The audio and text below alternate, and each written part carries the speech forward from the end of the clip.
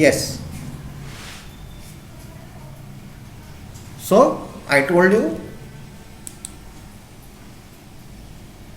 Now Bloody Sunday caused grave consequences. What happened?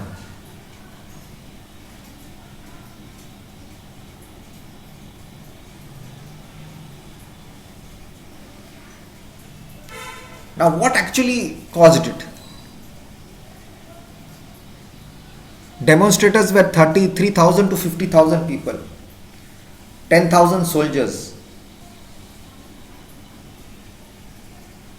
6,831 people were arrested. Now the assembly of Russian factory workers of St. Petersburg between Imperial Guards and line infantry. It was a demonstration march. They had gone to say that the working conditions and hours and the introduction of national parliament. They were wanting some reforms, some changes.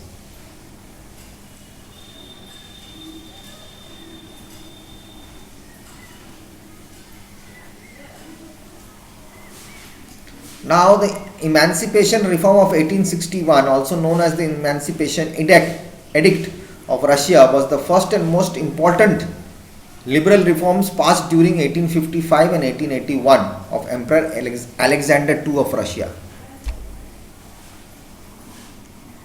There was some abolition in 1861 by Tsar Alexander II of Russia. There were emerged a new peasants working class. Now the peasants of working class means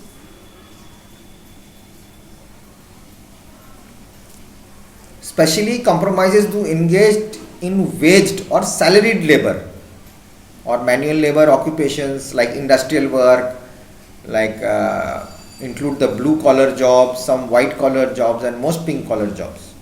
They are all segregated, like people working in telephone lines or working in iron factories or doing daily jobs as per in class wise.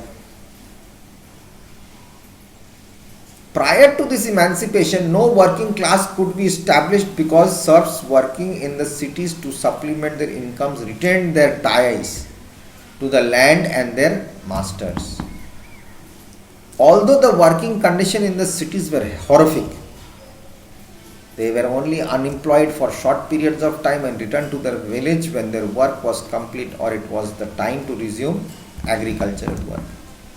Here also it happens, some people go to work in other states, they go and work during their season time of agriculture time, they come back, do their work, again go back.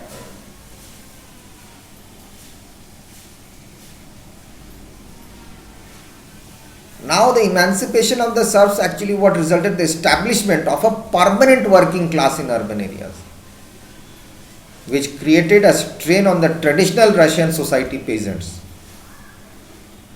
They were confronted, social relationships went out, frustrating regimes of factory discipline went out and distressing conditions of urban life. This new group of workers made up majority of workers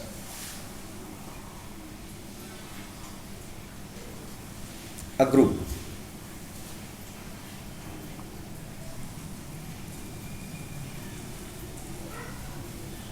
Now who were they? Generally unskilled. These peasants received low wages. Unskilled, there is no skill. Were employed in unsafe working environments and worked up to 15 hours a day. Although some workers still had good relations with their employer. Factory employees were more present and active than the noble landowners that previously had ownership. Under the serfdom, under the land, the top monarchy type, people had little. No contact with the landowner in the new urban setting. However, factory employers often used their absolute authority to abuse and torture them. The abuse of power. was made evident by the long working hours. They wanted to do more income and pay less. Low wages, lack of safety precautions led to the strikes in Russia. What were the early strikes? In Russian, the term strike means stachka, stachka was derived from an old colonial term, stakatsia, to conspire for a criminal act, that is strike. As such, Russian laws, this strike has come from Karl Marx also, because he was in the Russian Revolution. As such, Russian laws viewed strikes as criminal acts of conspiracy and potential catalyst for rebellions. Now, when you put a strike, they will give it to a band and they have to show that you are doing wrong. So, they called it criminal act, giving a strike. You can be arrested if that case happens. The government response to strikes, however, supported the efforts of the workers and promoted strikes as an effective tool that could be used by the workers to help improve their working conditions. But the czarist authorities usually intervene with harsh punishment, especially for the leaders and spokesmen of the strike. But often the complaint of the strikers were reviewed and seen as justified, and the employees were required to correct the abuses about which the strikes protested. But the czars didn't want it. They wanted themselves to rule. But the employers who had employed these peasants, they used to think, if these people go away, who's going to do the job? So it's better we come to some solution. These corrections did not address a grossly unbalanced system that clearly favored the employers. That too people were not getting. The caused continuation of strikes, and the first major industrial strike in Russia, which occurred in 1870.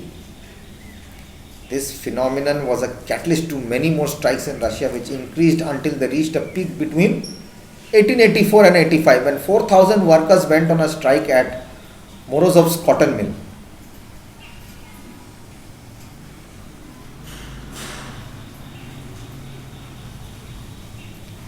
This large strike promoted officials to consider regulations. 4,000 people sitting off, it's not a joke.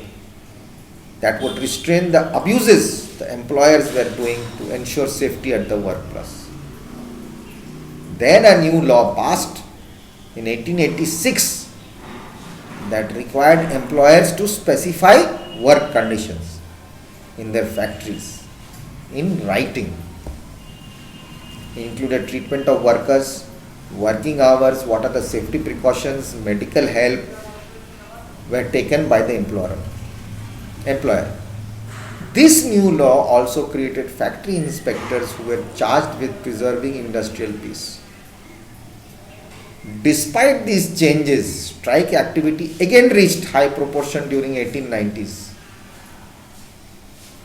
restricting the work day to 11 and a half hours in 1897. 15 hours to bring it down to 11 hours. Now it's come down to 9 hours. Okay, so we'll keep it till there, and the next class we'll take it from there and we'll do it, and I'll put up some notes. Please do keep sure you keep in touch with the website and check it out. Okay, so till then, be safe, be home, be happy, respect your parents, and take care of yourselves. God bless. Bye bye.